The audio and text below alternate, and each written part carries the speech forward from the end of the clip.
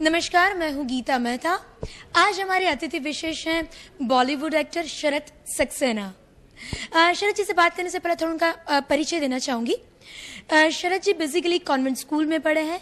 Electronics and communication में उन्होंने engineering किया है और न ही सिर्फ हिंदी पर तेलुगु, मलयालम कई भाषाओं में वो फिल्म कर चुके हैं। शरत जी, सही बात? बिल्कुल सही कहा आपने, बिल्कुल सही कहा। अच्छा शरत जी, 70 के दशक से आप फिल्मों में आए, काफ़ी अच्छी पढ़ाई की थी आपने। उस समय इतना बोल्ड डिसीजन कैसे? वो ऐसा था कि हमको बचपन से शौक था फिल्मों में काम करने का, लेकिन हिंदुस्तान में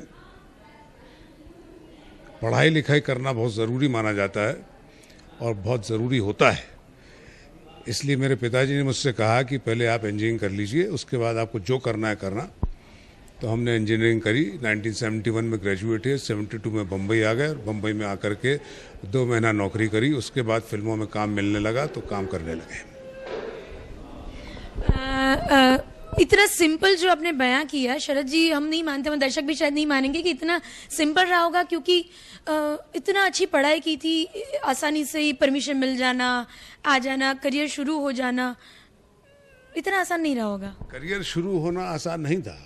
करियर आसानी से शुरू नहीं हुआ, क्योंकि हमारे देश में जो लोग थोड़े बहुत बॉडी बना लेते हैं उनको पहलवान समझा जाता है और ये समझा जाता है कि उनके दिमाग नहीं है और वो एक्टर तो बन ही नहीं सकते, क्योंकि एक्टरों को समझा जाता है कि वो एक्टर जो होते हैं बड़े फाइन कलाकार होते हैं और उनमें एक बड़ी अच्छी सेंसिबिलिटी होती है और वो बड़े अच्छे लोग होते हैं और पहलवान ऐसा काम नहीं कर सकते। तो जिनके मसल्स होते हैं उनके दिमाग नहीं होता, जिनके दिमाग नहीं होता वो एक्टर नहीं हो सकते। इस वजह से हमको फाइटर बना दिया गया और हम करीब 25 साल तक के सिर्फ एक्शन का काम करते थे। फिर जब बाल सफ़ेद हो गए, हम बूढ़े हो गए, उसके बाद हमको एक्टर समझा गया और आजकल हम एक्टिंग करते हैं, फाइटिंग कम करते हैं।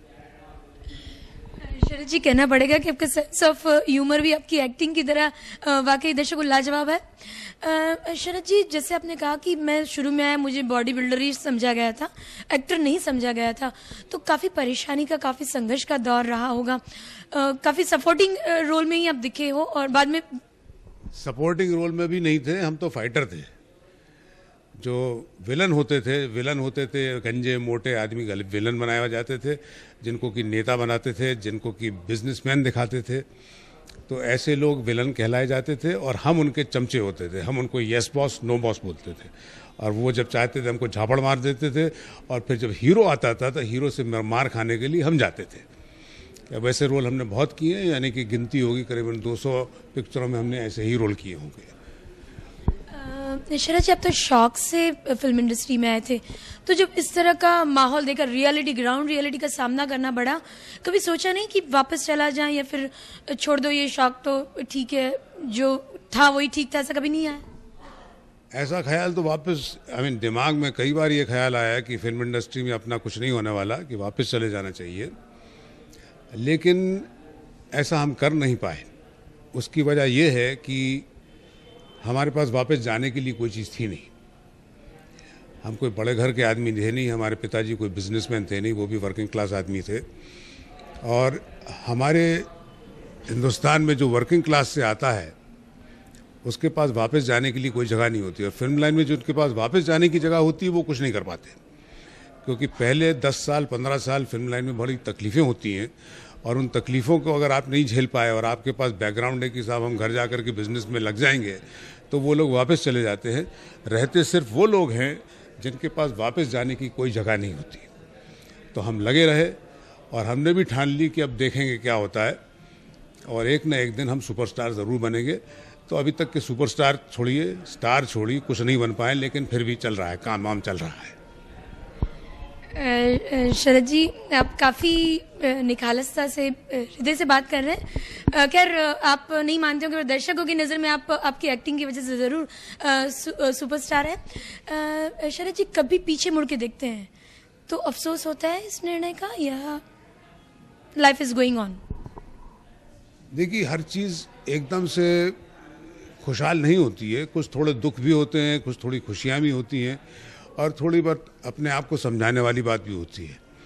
अब वापस मुड़ के देखते हैं तो ऐसा लगता है कि अगर हम फिल्म लाइन में नहीं आते, कहीं नौकरी कर लेते तो हो सकता बेहतर रहता। लेकिन फिर कभी ये भी सोचते हैं कि फिल्म लाइन में आने से आज हमारे पास ईश्वर का दिया हुआ सब कुछ है, और जहाँ भी हम जाते हैं, चाहे हिंदुस्तान हो चाहे विदेश हो, लोग हमारे पास आते हैं और हमसे कहते हैं कि साहब आपका काम हमें बड़ा अच्छा लगता है और आपसे मिलकर बड़ी खुशी होती है। जब कोई देखता है, मुझे पहचानता है, उसकी शक्ल पे मुस्कुराहट आती है, तो यही हमारी एक तरीके से बहुत बड़ी क्या बोलेंगे इसको, अचीवमेंट है। इसमें खुशी मिलती, बहुत खुशी मिलती है। अच्छा, जैसे मैंने पहले भी पूछा कि दौर की बात करें, आपने काफ़ी सारी भाषाओं में फिल्में की हैं। सबसे बेस्ट अगर एक्सपीरियंस रहा हो, बॉलीवुड में रहा है या जैसे साउथ की फिल्में हैं उस तरफ से रहा है, एज अ एक्टर आपको कहाँ ज़्यादा सेटिस्फेक्शन लगता है? भाई मैंने सब भाषाओं में काम किया है, हिंदी, तेलुगु, तमिल, मलयालम, कन्नड़, पंजाबी, इतनी सब पिक्चरों में काम किया है मैंने। लेकिन मुझे आनंद आता है, मज़ा आता है, खुशी मिलती है हिंदी पिक्चरों में काम करने से। हिंदी पिक्चरों में अपनी भाषा है और हमारे एक्सप्रेशंस वो हैं जो हम लोग जानते हैं। एक अपनापन रहता है फिल्म इंडस्ट्री में, और यहाँ पे हम लोग अगर शूटिंग नहीं चल रही है तो गप्पे मारते हैं, we keep bitching around and it is good fun. बाकी जब किसी दूसरी भाषा में काम करते हैं, मुझे उनकी भाषा नहीं आती है, तो इसलिए वहाँ पे इतना मिलाव नहीं हो पा सकता। आपस में बैठ के गप्पे नहीं मारते हैं, वहाँ पे एक तरफ कोने में अकेले बैठना पड़ता है। जब डायलॉग भी मिलते हैं तो समझ में नहीं आता क्या बोल रहा हूँ मैं, तो वहाँ बड़ी तकलीफ होती है। तो मज़ा मुझे हिंदी पिक्चरों में काम करने में आता है। अच्छा शरद जी, आखिरी सवाल, अपनी तरफ से दर्शकों के साथ कुछ आप शेयर करना चाहते हो अपने लाइफ के, अपनी करियर के बेस्ट मोमेंट्स, कोई बेस्ट वाकया हो जो आपको याद आ रहा हो अभी? मेरे ज़िंदगी में ना बेस्ट वाक़ये हुए हैं, ना अच्छे वाक़ये, ना बुरे वाक़ये। बस काम करता हूँ। आप लोगों से बस यही कहना चाहूँगा कि ज़िंदगी में जो भी काम करो ठीक से करो, वरना मत करो। And don't take life so seriously because life does not take you seriously. और अपने पास एक ही देश है, वो है हिंदुस्तान। हिंदुस्तान को अपना प्यार दो, क्योंकि आपके पास और कोई दूसरा देश है नहीं। This is your only country. Thank you. Sharad ji, हमसे बात करने के लिए बहुत बहुत शुक्रिया। तो ये थे शरद सक्सेना। कैमरामैन मुकेश डोडिया के साथ गीता मेहता, ईटीवी समाचार, अहमदाबाद।